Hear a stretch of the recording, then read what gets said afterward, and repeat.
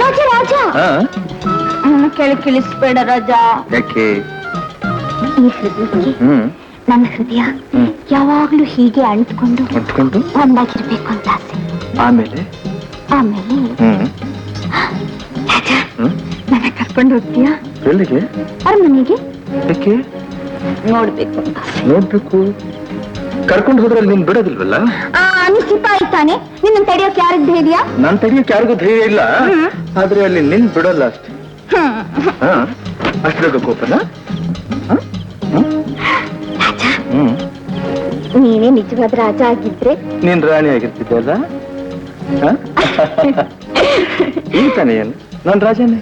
ನನಗೆ ಅರಮನೆಗೂ ರಾಜ ಆಗಿದ್ದಿದ್ರೆ ಬಿಳಿ ಕುದುರೆ ಕಟ್ಟಿರೋ ರಥ ತಂದು ನನ್ನ ಪಕ್ಕದಲ್ಲಿ ಕೂರಿಸ್ಕೊಂಡು ಅರಮನೆವರೆಗೂ ಮೆರವಣಿಗೆ ಮಾಡ್ಕೊಂಡು ಹೋಗ್ಬೋದು.